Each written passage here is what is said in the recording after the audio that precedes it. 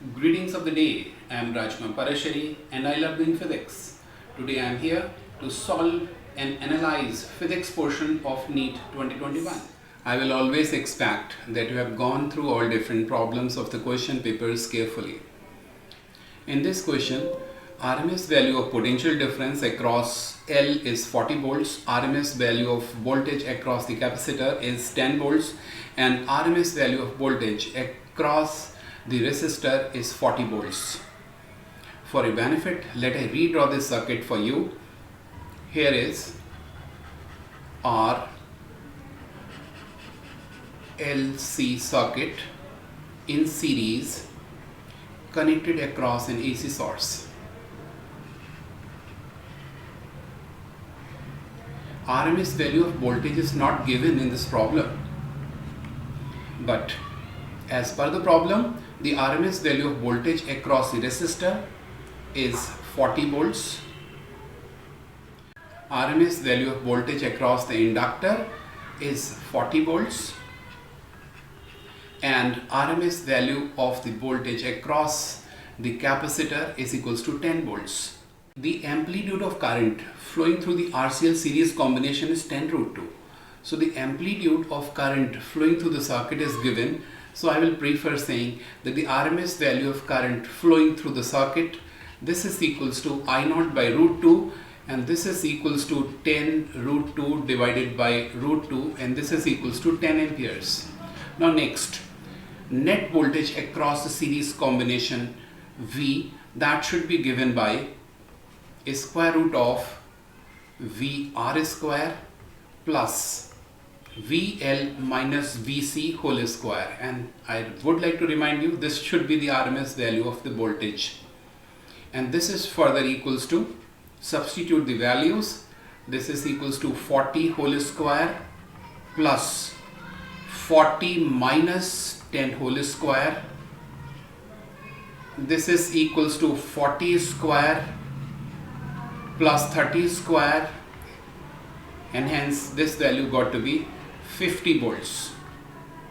Now next, we know the RMS value of potential difference across the series combination. We also know the RMS value of current flowing through the series combination, and hence the impedance of the circuit between these 2 points should be given by VRMS upon IRMS. This is the net impedance, and this got to be 40 volts upon 10 amperes, and this is equals to 5 ohm, and hence correct answer is 5 ohm. Apart from knowing that the impedance of the circuit is 5 ohm, you should also be slightly careful in noting down that the value of VL is more than VC. So it means that the current lags voltage, and by what angle current lags voltage you should be able to calculate. In question number 2, a ray of light is incident normally on the hypotenuse of a right angle prism as shown in the diagram. The refractive index of the prism is √3. √3 happens to be the refractive index of the prism, material of the prism, and we are supposed to find angle of emergence. So let's try. For your benefit, I would like to draw a diagram for you.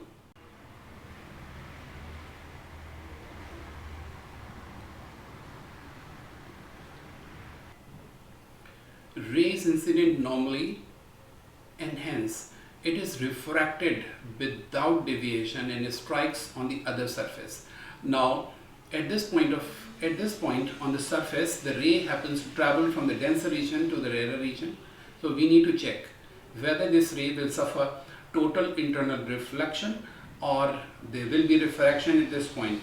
To check it, now let us apply this formula. Sin C is equals to 1 by mu, and mu happens to the refractive index of the denser region with respect to the rarer region, and is given to be 1 by √3 sin C, and if I happen to solve value of C, this turns out to be about 35 degrees. Is it right? So this is the value of critical angle. Now at this point, this is the normal. This angle is given to be 60 degree. So this angle will also be 60 degree, and the angle of incidence for this point got to be 30 degree. Now because angle of incidence is less than the critical angle, and hence the ray will suffer refraction at this point. Is that right? So apply refraction at this point P. Now as you apply refraction, so you should be writing that mu root 3, the refractive index of this medium, root 3 into sine of 30 degree. This is Snell's law of refraction, and the refractive index of this medium is 1, and hence this is 1 multiplied by sine of angle of emergence. Is that right? So this implies that root 3 multiplied by half, this is equals to sine of E. So the angle of emergence, got to be 60 degree. Is that right? This ray deviates from the path and the angle of emergence happens to be 60 degree. This should be the angle of emergence. So A is the answer. Now question number 3. An electric dipole is placed in an electric field as shown. If you see this diagram carefully, then you should be able to make out the following point. Electric field lines are radially outwards. As these are radially outwards, so these must have originated from a positive charge. Let it be plus Q. For your benefit, I would like to draw these radial field lines once again. Here is a point charge Q, and these happens to be radially outward electric field lines. You can draw as many field lines as you want, and within this electric field an electric dipole has been placed. Electric field at a point where the plus Q charge is should be stronger than the electric field at the point where minus Q charge is. So what I mean that E1 is stronger than E2, and the reason happens to be the obvious. This charge is a positive point charge, and hence we expect E proportional to 1 by R square. Direction of force acting on this plus Q charge should be in the direction of the electric field. So this is the direction of electric force acting on plus Q charge, and say this is F1. The direction of force acting on minus Q charge should be inwards, and we expect F1 to be stronger than F2 because of this very reason that E1 is greater than E2, and this dipole should move radially outwards as suggested by this expression. To understand that the potential energy of the electric dipole will increase or decrease, we need to consider the dipole placed on the number line. The plus Q charge happens to be at the origin. The value of the charge and the unit length has been chosen such that the potential at 1 unit length happens to be 600 volts. Then the potential at 2 unit length will be 300 volts. Potential at 3 unit length will be 200 volts, and the potential at 4 unit length should be 150 volts, and so on. We can always find out these values 600, 200, 300 and 150 just following the relation B proportional to 1 by R.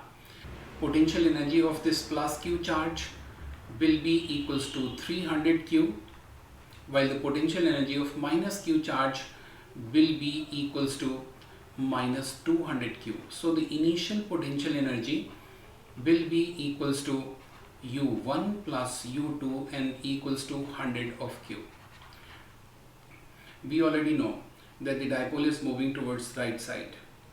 The newly acquired position of the dipole is so as plus Q charge is at 3 unit location and minus Q charge at 4 unit location. Now in this case, the potential energy of plus Q charge will be U1 dash, that will be equals to plus 200 q, and the potential energy of minus q charge will be u2 dash, and that should be equals to minus 150 q. You see, minus q charge is at a potential of 150 volts, and that is why the potential energy acquired by minus q charge will be equals to minus 150 q. Final potential energy of the dipole system, that should be equals to how much? At these two you will get plus 50 q. So initial potential energy happens to be 100 q, and the final potential energy happens to be 50 q, and hence we expect that the potential energy of the electric dipole should keep on decreasing as it moves towards right side, and hence we expect second option to be correct. Now solution to question number 4. A capacitor of capacitance C is connected across a AC source of voltage given by the expression V is equals to V naught sin omega t. So here is a capacitor of capacitance C. It has been connected across a AC source, and AC source is given by the expression V at t is equals to V naught sin omega t. Now next, we already know when this happens, the charge on the capacitor is given by Q at time t is equals to C into V at time t. So this is the charge on the capacitor. So charge on the capacitor, Q at t is equals to C V at t, and this is equals to C V naught sine of omega t. Now differentiating the above relation,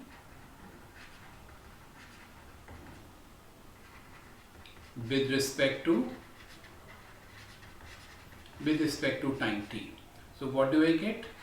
dq by dt equals to C V naught, and the differentiation of this will be equals to omega cos of omega t. dq by dt should give us instantaneous value of current through the circuit, I at t. I at t equals to omega C V naught cos of omega t. This is relation number 2. Next part. Now the displacement current which exists in between the plates, and all the time this displacement current is equals to the instantaneous value of current that flows through the circuit, and hence it should be given by omega C V naught cos of omega t. So this is the correct option. Hope you have read this problem number 5 carefully. Over here you have a solid metallic cylinder through which current is flowing, and current flows uniformly through this area of cross section. In fact, it enters through this area of cross section and leaves this area of cross section. This happens to be one of the application of Ampere-Secretary law, and as per the Ampere-Secretary law, if point lies within the cylinder at a distance small r from the axis, then the value of magnetic field is given by the expression B is equals to mu naught I r by 2 pi r square, and this clearly suggests that magnetic field is directly proportional to the distance from the axis of the cylinder. In this case, this is a situation when r is less than capital R. If point P happens to be outside the cylinder, then the value of magnetic field is given by the expression B is equals to mu naught I by 2 pi r, and r is the distance from axis to the point, and over here B is inversely proportional to the distance. And this is the case number 2. Case number 1, when point P lies inside the cylinder. Case number 2, when point P lies outside the cylinder. Case number 2, when point P lies outside the cylinder. So the variation of magnetic field with distance can be drawn as follows. Say this happens to be the distance when small r equals to capital R. So before is small r equals to capital R, magnetic field is directly proportional to R. So this got to be the straight line, inclined straight line, and V is proportional to R, and this will happen till the surface of this conductor, and beyond this point this has to decrease as 1 by R.